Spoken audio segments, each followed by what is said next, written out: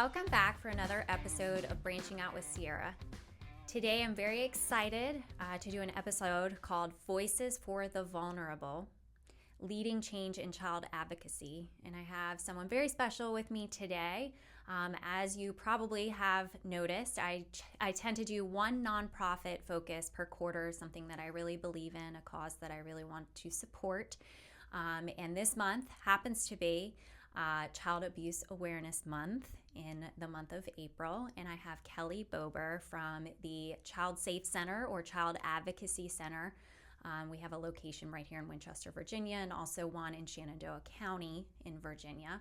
And I'm going to be talking to Kelly today a little bit about her leadership in general. Of course, this is a leadership podcast, but going beyond that, you know that I branch out and talk about service in the community, giving back, making sure we're supporting the needs of the community and really finding that passion that you have so you can support a cause too. So I really wanted to dig into Kelly's background and kind of what brought her up to this point, and also bring awareness to what is going on in our communities. And maybe if you are listening to this and you aren't local, you can look into a child advocacy center in your area and support the cause. So thank you for being here today, Kelly. I appreciate it. Thanks for having me. So what you probably don't know, unless you've listened to previous episodes, and it's okay if you haven't, I always start off by asking about someone's leadership journey when they first felt like a leader. And the reason I do that is because I actually did not identify myself as a leader until much later in life, when I was reading John Maxwell's book about 15 Invaluable Laws of Growth, and really any of his books, he talks about how leadership is influence. And if you're impacting someone else's life, that you're a leader, you have the ability to do so. And even having been a teacher in the past, I never saw myself as a leader until I kind of saw that, and it clicked that we all have the ability to impact someone's life in every single interaction, and we're all leaders. Yeah. So I'm curious for you, when did you first identify as a leader? I would say my leadership journey started when I was like 5. Okay. I knew I wanted to be a leader. I didn't know what that meant. I can remember when I was 5 that when I was asked what I wanted to be when I grew up, I told my brothers that I wanted to be the president of the United States. Aww. They laughed at me and told me I couldn't because I was a girl. Oh, so no. My leadership dream got crushed. It got crushed as a little 5-year-old. But I think I had a real resurgence when I was about 28. I had fallen into the child advocacy world. I had already started working at a child advocacy center, and didn't know it then, but I have since learned that I was the very first forensic interviewer in the state of Virginia. Oh, wow. So I was a pioneer. Yes. And as the pioneer, like learning how to do it and making the mistakes for people to follow behind me to say, all right, what do we not do? Mm-hmm. And that's kind of how it started.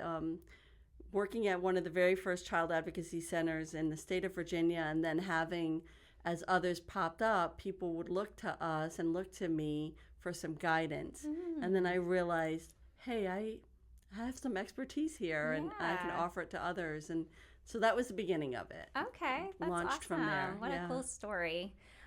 So being the executive director, you wear a lot of different hats, of course. I do. But a lot of people probably do not know what a child advocacy center is. So can you explain just a little bit about the background, how CAC came to be? Yeah, absolutely. So while it's newer in Virginia, it's not a new concept. The first child advocacy center was born in the 80s. Okay. So it's in terms of professions, it's still fairly new. Yeah. But in terms of like in the movement, it's not brand spanking new. Yeah. The first child advocacy center came about because it was born from a prosecutor, and he had a case where he was trying a man for alleged abuse of his sons. And the case went to trial, and he lost horribly. Okay. The guy was acquitted, and it was pretty certain that the abuse had happened. Mm. So on reflecting on what happened in the case, kind of doing like a case autopsy. Yeah. Where did things go wrong? What could we have done better? He came to some realizations about the response that was being used at the time, and said, there's really some room for improvement here. Mm-hmm. And some of the big things that he noticed, one was the locations children were being interviewed at was really not optimal for children. And two, the people who were doing the interviews, well-intentioned but not experts in child abuse or child development. So the statements weren't the best quality. Yeah. And it caused issues in terms of, putting together a case to prosecute. And so his first thought was, wouldn't it be wonderful if children had a space to talk in that felt like home? It felt comfortable. And the first Child Advocacy Center was actually in a house. Oh, wow. Okay. They converted the house and they retrofitted it with the technologies that they needed to do forensic interviewing. And then the second idea was, wouldn't it be great that instead of all of these disciplines that have a role in child abuse cases, instead of them handling these cases in isolation, if they created a team, so it would be like a team of superheroes that are coming together to protect children, and the team is called multidisciplinary team. And since that time, he had great success, and neighboring jurisdictions started to realize, hey, what are you guys doing here that are improving your cases? And he shared it, and that was what gave birth to the model. Wow, that's such a great story. So when I said you wear a lot of hats, can you give an idea of all the parts that you have to play while working at the Child Advocacy Center? Well, it depends on your role, and different child advocacy centers may be different sizes and offer different services. But at our Child Advocacy Center, I am the executive director, which means that I'm responsible for the financial oversight, the policy, all of the administrative workings of the staff and the services that we provide. But in addition to doing the leadership piece of the Child Advocacy Center, I'm also a direct service provider. So I'm trained to do forensic interviewing, therapy services, and victim advocacy services. So there's a lot. There's a lot of different hats that I may wear on any given day. Yeah, it is a lot. And I've heard a lot of great things about your style and the way in which you approach interviewing. I've only heard compliments about that, and I know you're very well trained to do so. And you've been going to school. I have been. So there's always more to learn. Yes, I am a lifetime learner. Yeah. My first degree I got in my 20s, and that was a bachelor's in social work. I'm originally from upstate New York, so I got that at a small college in New York. When I came to the Winchester area to run our Child Advocacy Center here, I realized I needed a master's. I didn't know what I wanted it in. So my first master's degree was in organizational leadership, which I got from Shenandoah University. Awesome. Used that, and it definitely gave me a great foundation, or reinforced what I was already doing as a leader. And then as our agency grew and changed, and national trends changed related to mental health. We had a lot of changes in our program, in our mental health services. And so I thought that it would probably help lend some stabilization to our program if I went back and got a second master's degree, this time in clinical counseling. So I'll be graduating in a couple of weeks. It's so exciting. Yeah. Congratulations. Thank you. I know it's been a lot of work, but I tend to surround myself with lifelong learners. I'm obsessed with learning and growing and always learning something new. So I want to go back to school at some point, but it has to make sense. I have to pay off all my old student loans beforehand. I can appreciate that. I can appreciate that. So there's a lot that we need to educate the listeners on. I know there's a lot of misconceptions about child abuse. I feel like people need to be educated about kind of any trends that you're seeing, and I know you do a great job of reporting that back to us at our board meetings of what you're seeing in the area. Can you share a little bit about some of those trends, and then can you take us through maybe an experience start to finish, what that care looks like now? Just giving a better picture of all the supports that it takes to take a child through this process. Absolutely. So I think first, just looking at what abuse is, there's so much stigma and shame around it. And the average person does not want to believe that somebody is capable of hurting a child. It's such a horrible reality. And most people would never do something like that. So it's kind of off their radar that anybody else would do it either. Yeah. So it's not a highly talked about kind of conversation. People just, they don't want to know that that's a reality, and they wouldn't do it themselves. And then you have on top of that the secrecy that goes into the child who is the victim. There's so much shame and fear with them that they often don't report, or they sit on the secret for a long time.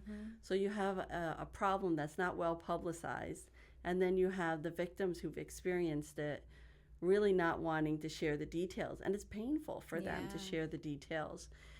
It's not really easily publicized. It's not like if you go and you see an SPCA commercial where you can put the dog on the TV and show these dogs are being mistreated, because we want to protect these children and we want to protect their confidentiality. So it's kind of an unseen crisis that we have. When you look at the statistics of how often is abuse happening, it's horrifying. 1 in every 4 children will suffer some type of an abuse. That's 25% of the children that we love and we see every day in our communities. I once was thinking about it in terms of what would that look like in terms of a school, and that would look like your average elementary school might be K through 5. That would be an entire grade. It would actually be a little bit more than an entire grade. So imagine the entire group of kindergartners who are entering kindergarten any given fall, that before they graduate high school, that they will have been victimized by one of the types of abuse.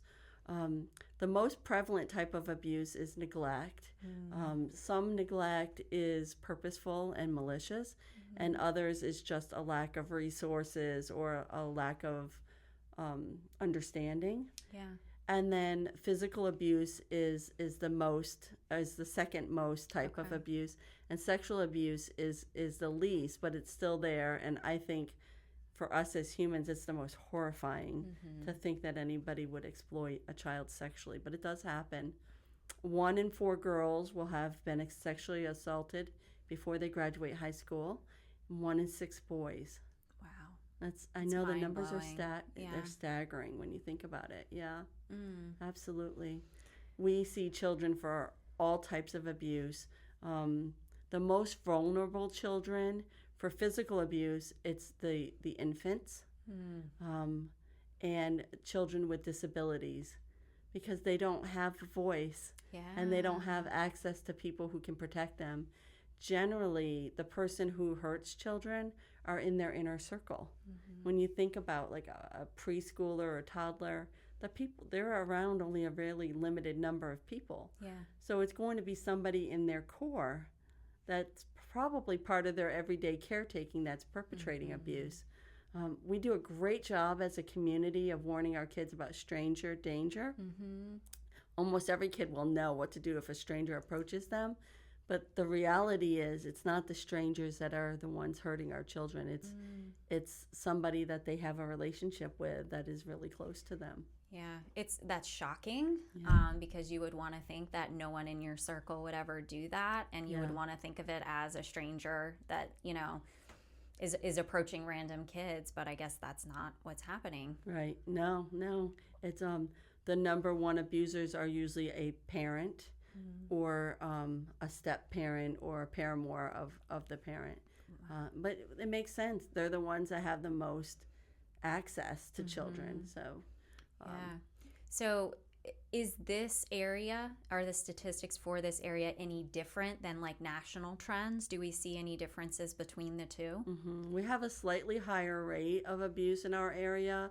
Certainly not the highest rate in the state of Virginia. There's some areas in the southwest part of Virginia where the rates are staggering. We are slightly above the bubble, but not at an alarming rate. Any number to me is an alarming rate. That's but true. not something that is completely out of line with the national trends. So why is early intervention so important? You say, children aren't necessarily voicing the concern, they're not coming forward, and maybe they do later on. They get the voice and the confidence to do so, but why is it so important to get involved early? Yeah. Well, when you look at child abuse, it actually has, I think people look at it at that moment, like this is horrible. And you see these nationally televised awful cases where kids are rescued out of homes, and you might watch it for a couple of weeks and then it's off your radar. What people don't realize is that abuse has a lifelong implication. So it may happen when a child is 3 or 4, but it's going to have implications when that person is 70. There was actually a study done by the Center for Disease Control, and it's not funny, but it was kind of ironic how the impact of abuse, the long-term impact of abuse was discovered. The original study had nothing to do with child abuse. It had to do with adult obesity, and the Center for Disease Control and Kaiser Permanente was doing this study to try to figure out people who have adult obesity, that they have a lot of medical issues. They were dying prematurely. Okay. And they were trying to find this trend. Why is there a certain population that's more at risk than others? And so they started getting samples of people from all across the country, thousands of people, that they thought if we interview them and we can unpeel and find common traits or common experiences, maybe we can figure out what's causing this population to die young. Okay. So when they started doing these surveys, they were asking about everything from eating practices to health practices, and they were digging all the way back into childhood. And one of the questions that was asked was supposed to read, when was your last sexual encounter? They're doing this as a survey. The person who was doing the survey misspoke, and they asked the participant, when was your first sexual encounter? And the person said, when I was 7. Oh, and no. so that was kind of when the entire the scope of the research changed a little bit. And what they started to realize is that this population of people who were dying young, they were looking at them and they were saying, okay, this population is dying young because they have a lot of health issues. The health issues might be diabetes, it could be heart disease, it could be blood pressure issues. They had all kinds of things that were going on. So let's go back one step further to see what would have led to those health issues. And what they found there was terrible trends in terms of health, taking care of yourself as a young adult. Okay. So you had promiscuity, drug use, maybe smoking, really bad eating habits, not exercising. So they kept going back and going back. And what they found was 10 core things that led that as a child, if you had the combination of these 10 things, you were one of those adults that are likely to be on that trajectory to have a younger mortality.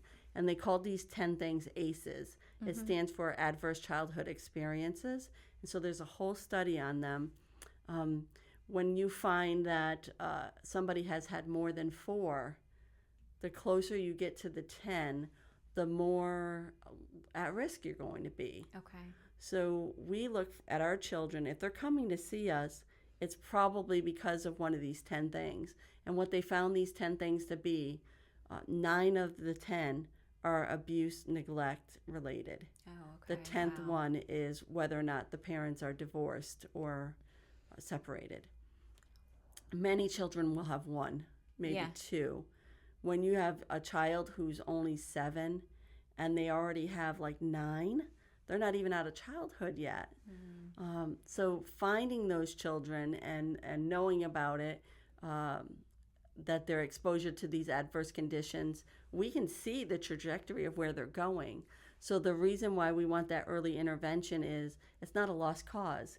You can find this trajectory, but there are things that we can do as a society and that parents can do to offset some of those negative impacts. So we kind of like build in some resiliency. Okay. Those can be like having a wonderful Sunday school teacher, or joining a sports team, or having an auntie who really loves you and takes you to the library.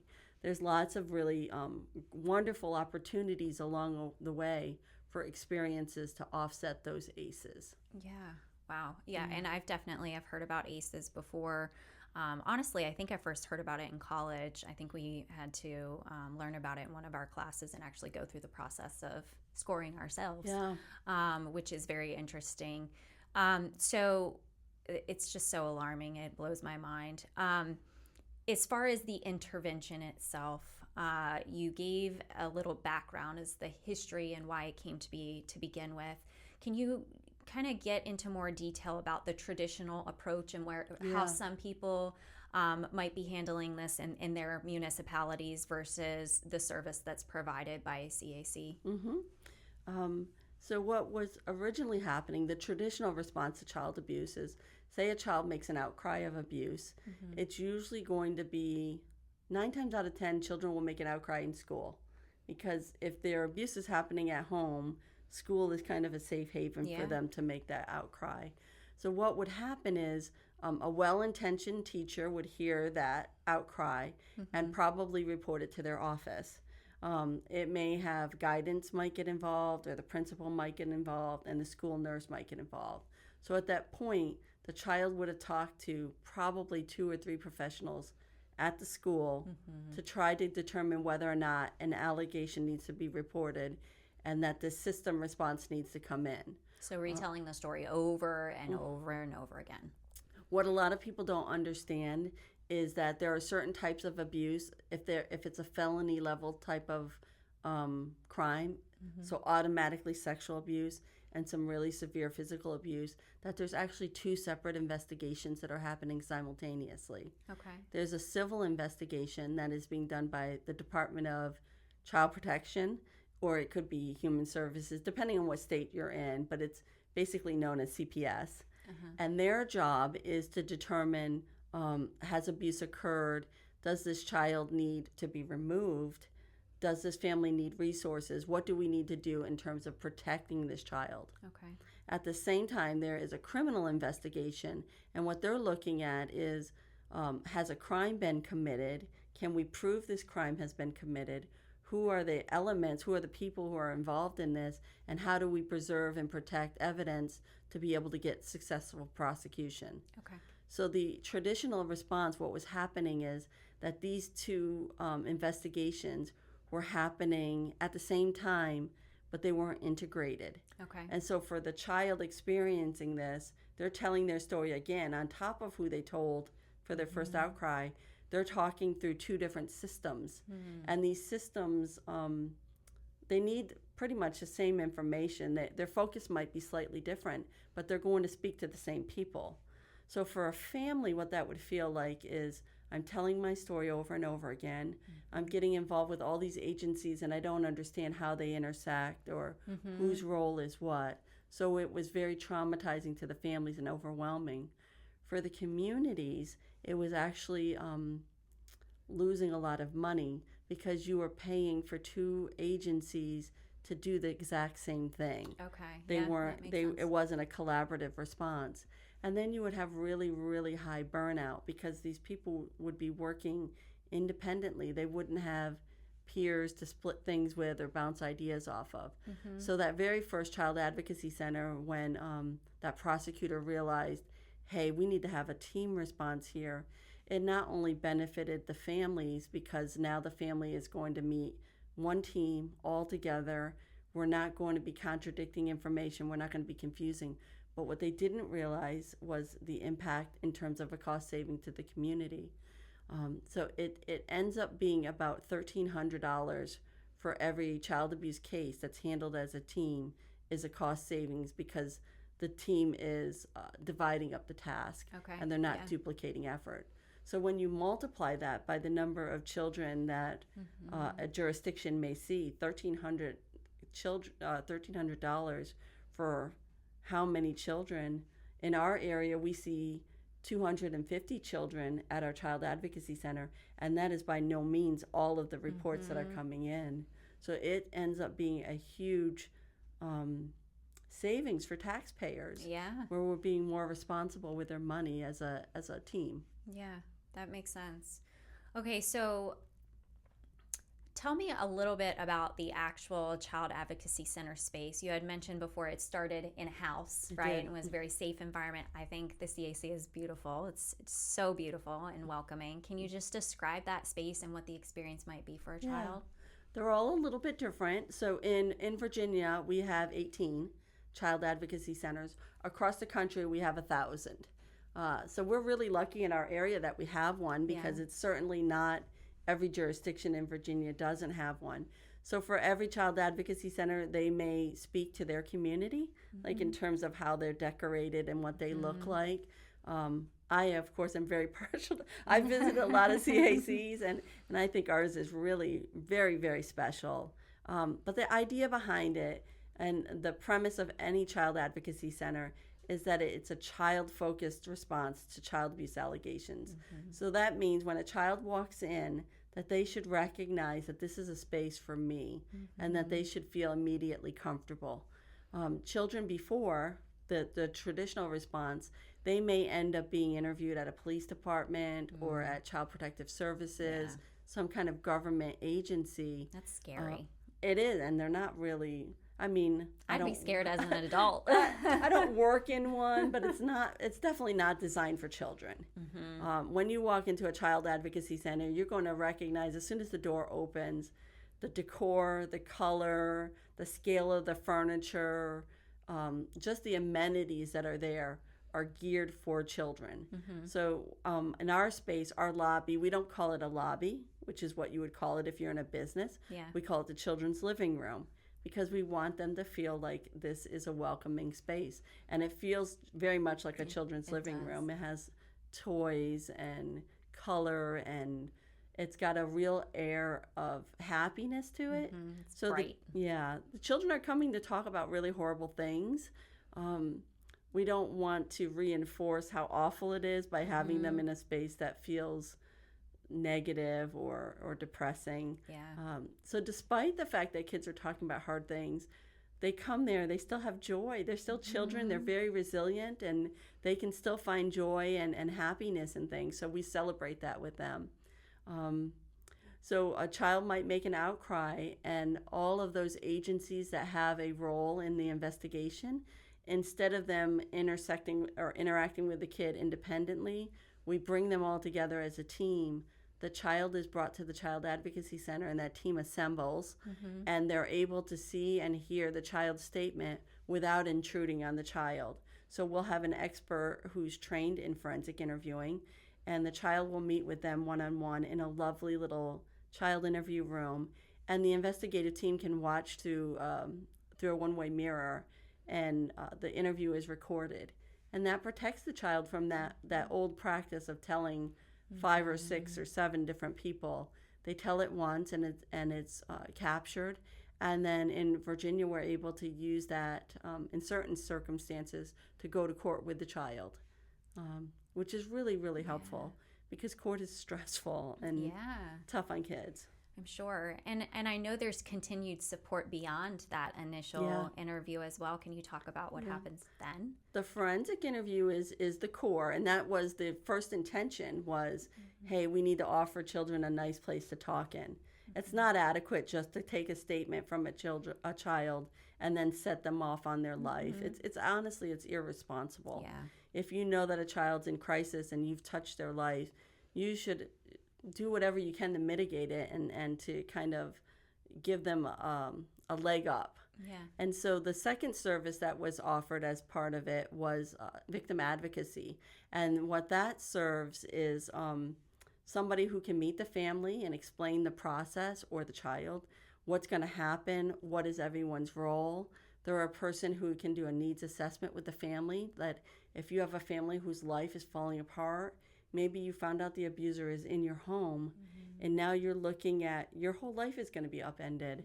And some of the practical things, like where am I going to sleep tonight, and where am I going to get food, or I need to flee, how do I do that?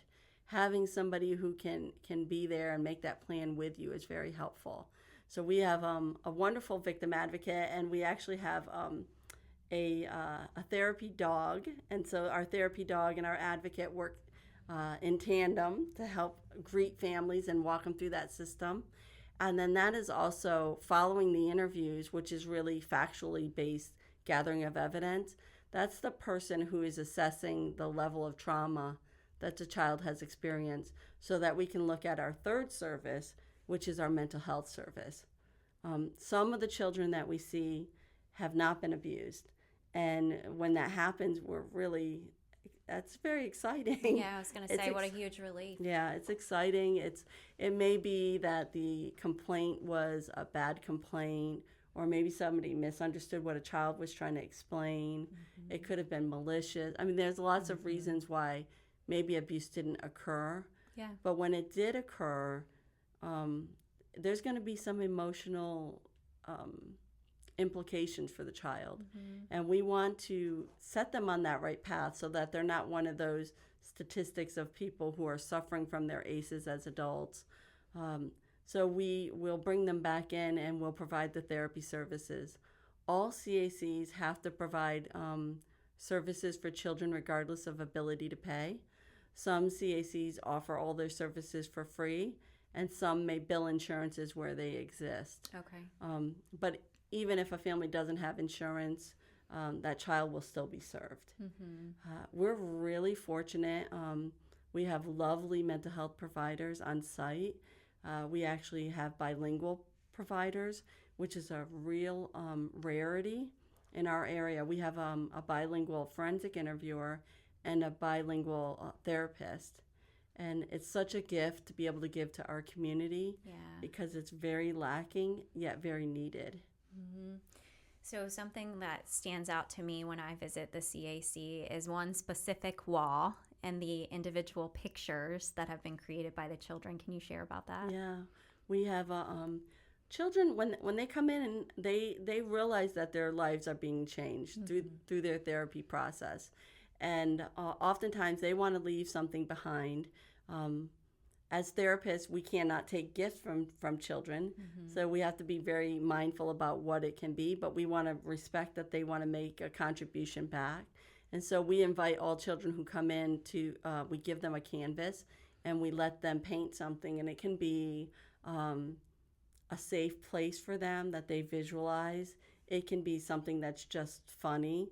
It can be a message of hope for children who are coming behind them. Yeah. And it's meant to be an inspiration for other children who are coming in to realize other kids made it through. Yeah. This is something I can do too. Mm-hmm. And so we have a huge gallery wall, and there's some lovely pieces on there. I have a few favorites. There's one, and children's imaginations are just incredible, the things that they think that we overlook and we would never think to paint something. But my favorite on there is a picture of SpongeBob and Patrick, but they're walking away from you.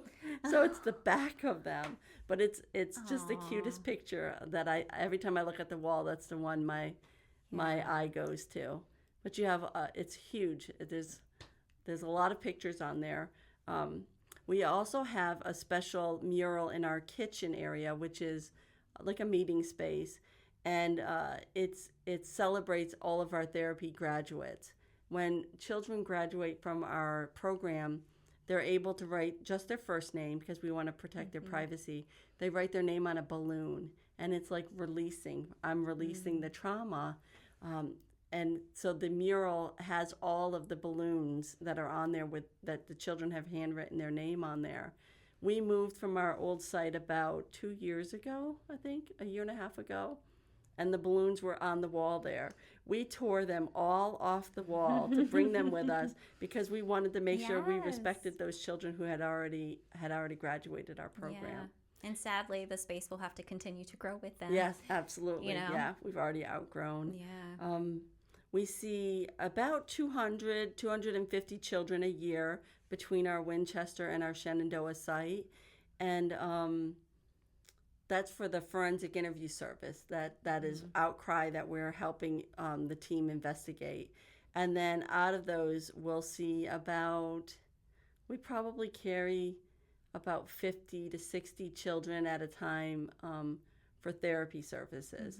And children, the therapy that we use, it's an evidence-based model. It's called TFCBT, which is basically, it's a fancy way of saying a special model that has evidence that shows that it works with trauma. And it's time limited, so that means we're not going to see children until they're 50. Yeah. We're going to get them over this hump and stabilize them and help them get rid of their trauma symptoms, so that we still have room for the next batch of children who are coming in. Yeah. It takes children about a year to get all the way through and graduate if they come in. The really neat thing about that model is that it doesn't only work with just the child. It's split between the child and their supportive person. So if it's a parent, or if it's now the child's living with a grandparent, there's going to be some changes in how that child is presenting to the world.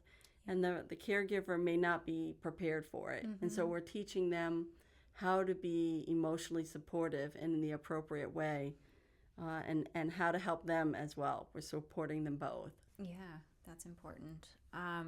So you have used that acronym MDT before. Can you share what that is? Yeah. That stands for multidisciplinary team.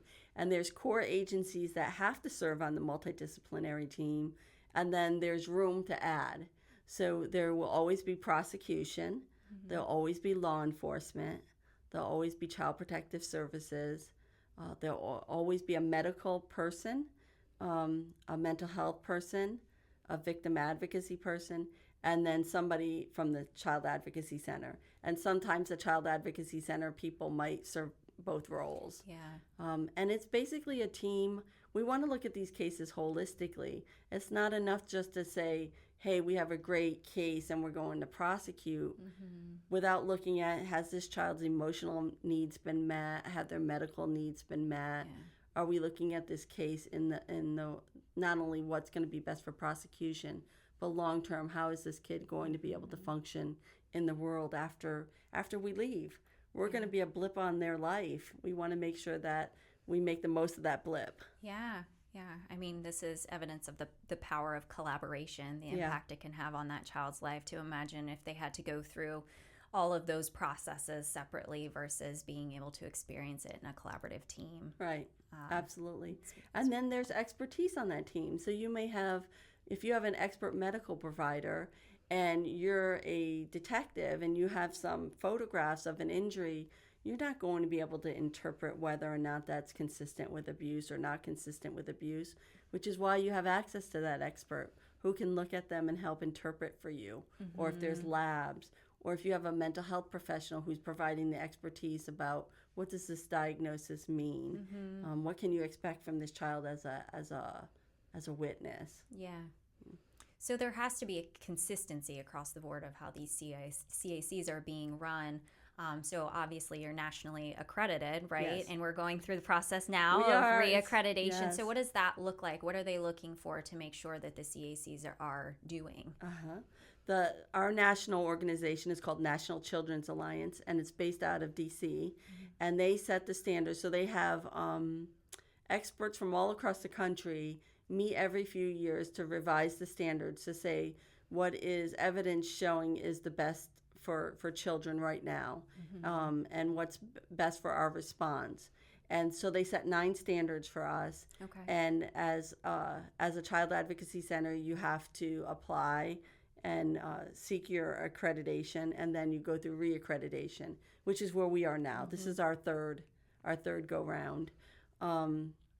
They look at everything. They look at not only financial stuff. Do you have great financial controls in your agency? Do you have a board that is leading you? Is the board involved? Do you have a strategic plan? They look at policies related to keeping children safe. Do you have background checks done on your employees? Do you have provisions in your space for a child with a wheelchair? Okay. Do you have safety things in the bathrooms? Are your paint supplies kept locked so children don't hurt themselves? And then they look at all the services. Do your mental health people meet certain provisions? Have they been well trained? Are they current? Have they done continuing education? And then outside of the Child Advocacy Center, they're actually looking at that entire community and that community's response to child abuse cases. So when the accreditation happens, they don't only meet with just the Child Advocacy Center, they meet with every single discipline on that MDT, and they're evaluating the entire response to make sure that what we're doing is in line with what's considered best practice. It's amazing that there's that level of oversight. And constantly shifting and making sure that the process meets the needs of what they're seeing in studies today, right? Yes. And how it can change over time because that trauma-informed process, the trauma starts to maybe look a little different even. Yeah. And the world changes. Like I would say the last time we went through our national accreditation, there was not as big of a focus on human trafficking victims. But as we either become more aware of it, because it was probably always there, but as we become more aware of it and have more resources, then there will be more focus spent on certain areas to say we need to be more mindful of this. And what provisions are we making to make sure that we're seeing these victims and we're identifying them, and language barriers and removing language barriers, that there's provisions for that so that we're not expecting a child to translate for their parent, or that a child who doesn't speak English should have to do an interview in English where you're not going to get reliable, good information. Yeah, that makes sense. So that whole MDT, so the team, that is something that other organizations can be learning from, honestly. It should be a model, this collaborative model. How do you think that this concept applies to just leadership in general, and what can leaders be doing a better job of? I think one of the real strengths of the MDT is that who comes to sit at the table for the MDT tends to be the frontline people.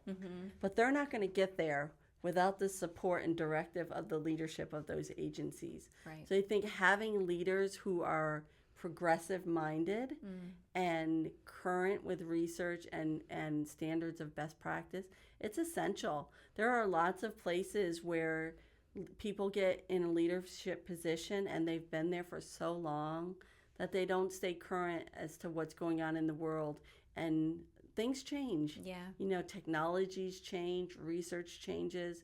Your response should be incorporating those things, regardless if you're in school leadership or if you're in child advocacy leadership. If you stay stagnant and you don't keep current and committed to incorporating that information, you're going to become antiquated. Yeah, that's huge. And honestly, as people are getting started in their leadership journey too, I think it's important to hear this and keep in mind as they're growing through the positions to always keep their eyes and ears open for new learning, new opportunities, and passing on that knowledge to those around them.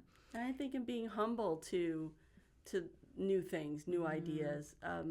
When I first started as the first forensic interviewers in Virginia, there's definitely things that have come out that we did in the beginning that now I cringe to think we didn't know what we were doing. Yeah. And it was just being willing to grow. And I think that's really appropriate and necessary to be a good leader. You have different leadership styles. I always hope to be the inspirational leader, not the transactional leader, or not the bottom-up leader. I hope that not only with my staff, but with the community, that they can see how committed I am to this cause, and that they jump on board. Yeah. Like, come on, we can do better. We have it in us. We can do this. Yeah, and you certainly modeled that passion, right, for what you do. So I know, because I'm the treasurer, I know you depend on a lot of grants for funding. And I know you need the support of the community. And so let's talk about what that looks like, because I know that we're trying really hard to do a better job of educating the community. So this is one step in that process, and hopefully sharing this. We have a superhero race coming up. We do, next Saturday, the 12th. Yes. Can you share about that? Yes. That's an annual event that we've done, with the exception of a hiatus during COVID. But our motto for that is that every child needs a hero in their life. abused children need superheroes. And from that, we took to it that in April, as part of our Child Abuse Awareness Month, that we would have a walk/run. So some people certainly want to run, and others of us are like, that's not on the table for us. But we invite people to come out and recognize that child abuse is something that is worth investing our awareness in, our funds in, our time and effort in. People, we have little ones and all the way up to 70-year-olds participate in this event. For those who are serious runners, it is time. So there's formal timing numbers and things that get posted in the runner's world, which I don't really know much about. And then for our youngest ones, we have a mile run for the school-age children, and our tiniest ones, we have what's called the Flash Dash, which is just a 100-yard dash. It is such a precious event because everyone comes out dressed like their favorite superhero, and you see them running, and you see these capes flying. It's just very inspirational to see it. People running down the street, little teeny kids, 3 and 4-year-olds running down the street, their 100 yards with their capes going behind them. It's a lot of fun. Yeah. It's a fun event. Yeah. I'm excited to have Caleb do it this year. Caleb's never run in a race before. He's 5. He's going to turn 6 next month.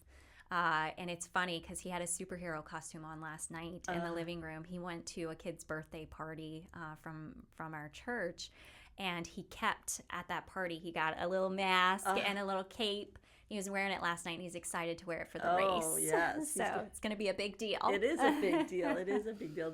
Sometimes they don't know where they're going. They might get a little off the track. The adults are all there cheering them on. It is really, it's very special. It's very hard not to tear up when you see these little babies running and to know that their peers are the ones that we're serving. And, Yeah, it's so true. So let's talk about how people can get involved just in the superhero race even. We'll start there and then we'll go beyond that. So obviously we need runners. We do. We do. Or walkers. Or walkers, yes. We like to have at least 100. We're shy of that now. People can certainly come out same day. Some people want to wait to see whether or not it's going to rain before they decide to come out. But it's not tomorrow, Saturday, but a week from now, Saturday the 12th. So if you haven't, you have a whole week to still sign up or come out on that morning. We definitely use volunteers too. If some people don't want to do the walk or the run, they can come and lend their time either at the finish line or with registration. I like being a course marshal. Yes. It makes me happy because I remember in cross country, like in the woods part, I would always slow down and like that mental game. Yes. I like lose faith in myself, right? And then as soon as I see someone cheering for me, I speed up and I'm on it. So I get so excited to cheer people on out there. It's at Greenwood Mill Elementary, and it goes through the neighborhood through there, and it's all mapped out. And it's not a long commitment. Like it's, you can do it in the morning and still have your afternoon free to do whatever other hobbies or things that you need to take care of for your weekend. Exactly. No, it's a great event. I hope people do come out. And it's done annually, so keep that in mind. Yeah. So if this date doesn't work this year, we need to figure out the date for next year and get a head start on it so that people can save the date and not have the excuse of other plans. Right. It'll definitely be in April. That's all. I can guarantee that. It'll be in April. Well, we always have to navigate, apple blossom and not too close to that. And, So what are other ways that people can support? We have volunteer opportunities. We have a really interesting one that a lot of people enjoy. Maybe they want to be involved directly with the life of a child. So we have one that's called Therapy Buddies. I explained before that we have the therapy sessions are split between the child and the caregiver. So when the caregiver is in their part of the therapy, we have a child who needs somebody to hang out with them. It's not the best use of our time and funds to have our staff babysitting. So we connect them to an adult volunteer, And it's a way for the volunteer to meet a child and to help change their life. And it's a way for the child to learn that not everyone's going to hurt them. Yeah. So it's really special to have that connection. And the therapy buddy usually will follow that child until they graduate and graduate along with them. Yeah. So that's a really a fun program. Certainly, donations is key for us, and supporting our events or promoting our events. If you can't support, promote it from your page. See it, like it, share it with your friend group. Those are really great ways. Sometimes people will do mini fundraisers in our behalf, which are always welcome. We've had banks do cookie sales, and we've had people do little auctions at their office. We've had donations made of juice boxes and water bottles. All of those things, even though they seem small, they add up to save on our bottom line of things that we don't have to put the money out for. We try to be really fiscally responsible and very mindful of every penny that we get. But sometimes it's hard to make it stretch to cover everything. So. Oh yeah, definitely. We have so many wonderful organizations in our area that are basically competing for the same donor dollars. But supporting, if you can't support financially, supporting awareness of our events, or sharing other opportunities, or giving in kind, those are always lovely. Certainly board members. Yeah. We are always looking for the rock stars of our community who have a soft spot in their heart for children, and maybe some skill that they can share, and their time and their talents. So that's definitely a way to give back. Yeah, that's what I always say. When people think about giving, oftentimes they think of money, and they say, I just don't have anything to give right now. But I feel like we always have something to give, especially in our talent. So by reaching out and saying, this is a skill set I have, how would it be helpful? You might find that it's helpful on the board, or you guys have a need in-house. They could come in and volunteer and support. So absolutely. There's always, time, money, talent, doesn't matter. And I know that sometimes folks hold local events, and then we're a beneficiary of that event. So if you have an event every year and you're looking for beneficiaries, think of CAC. Yeah, absolutely. We have made some great partnerships by doing that. And I think just bringing some community awareness to a problem that a lot of people don't want to think about, and is really kind of hard to shine a light on. Yeah. So leading a nonprofit like this, where obviously it carries a lot of emotional weight. I can just imagine how much you must carry out of there. It has to be hard. How do you find the ability to lead with such clarity and take the emotion out of it, and be able to be child-centered, focused, but not emotional? Yeah, some days it's hard, and I cannot say that it hasn't shaped who I am. It definitely shaped who I was as a parent. Yeah. When I started Child Advocacy Center, I had one infant, and now my daughters are adults, and I'm a grandmother. It definitely shaped who I became as a parent, but I don't think in a bad way. I think in a more aware type of way. Yeah. We definitely have to have self-care. And so I promote that for myself and for my staff. Yeah. They carry a lot of the burden of doing the direct service work. I still do some, but not as much as they do. So I try to be the leader that understands that, and because I've walked in their shoes, I can be sensitive to that and understand how that does impact. Yeah. And really try to offer an atmosphere and an agency to work at that understands and respects that. Yeah, that makes sense. So we always do a branching out challenge, which means basically my guest, I used to make up the challenge, but not let my guests do it. That's really just I'm lazy, and it takes the pressure off of me. Put me on the spot. Yeah, exactly. I'll put you on the spot. What do you want to challenge our listeners to do? What should they be thinking about? What do you want to leave them with? I think that it is April, so I think being open, being open to the idea that the world isn't perfect for all of our children. Being aware so that if you see something, say something. If you see something and you're at Walmart in the parking lot, you can call the police. You can call Child Protective Services. If you have that gut feeling that something's not right, it's probably not right. So to make that call in behalf of a child, because I think children can't. So it's our responsibility to do it. So I would challenge that. I would challenge to remember that children are resilient, and despite going through horrible things, they still find beauty and love and happiness in the world.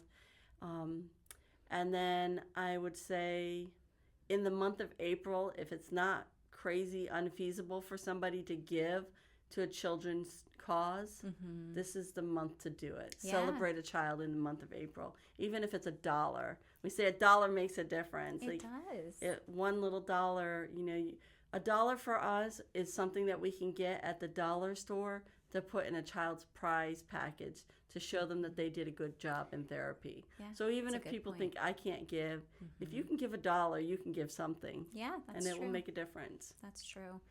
And I'm just going to throw this out there because if I say it out loud, then it has to happen.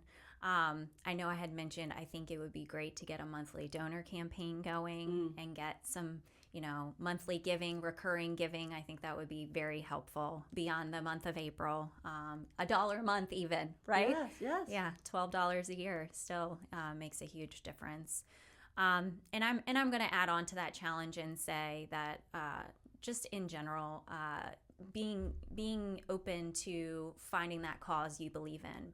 I don't know how it could not be children, but but maybe it's not children. Whatever it is, having people go out and seek a cause that they want to support and find a way to get involved in the community, because beyond CAC, there are so many wonderful nonprofits here doing great things in the community, and there's always something someone can do. We're very lucky. We live in an area of people who care. We really do. I believe that it's the best place to be and grow up in, for sure. Well, I thank you very much for being here. I want to give you the opportunity to share where people can find us, so that they can follow us and get more information or reach out to you directly. So what should people do? Yeah, absolutely. I would say if you want a lovely tour of the center, which there's no way that Sierra and I can do justice to how beautiful and special the space is, you can call the center. Our number there is 540-665-4426. We're right in downtown Winchester on Piccadilly Street. So you can call us, or you can visit our website, which is www.ChildSafe Center.com. Or you can visit us on Facebook and see pictures that we upload and announcements. That's probably the most real-time current events are on there. And our website would include more of ways to help and more about us and resources. Our history. Yeah, absolutely. That's great. Well, thank you for taking the time to come here and share. Thanks for all that you do to support the children in our community and beyond. As you are a leader and help others in your space learn how they can be a better forensic interviewer as well. I know we talked about you've been on other podcasts and you support the growth of other interviewers around the country. So thank you for your service. Well, thank you for having me. It's been great. Oh, awesome. All right. Well, thanks for hanging through to the end of the episode. Just a reminder that we have a new episode that drops at noon Eastern Standard Time on Fridays. And we would love for you to subscribe so you get those notifications. I'm being told that we have a lot of people listening, but those people, I guess, are jumping on at the same time every week instead of subscribing. So be sure to subscribe and you'll get that notification. And until next time, keep branching out.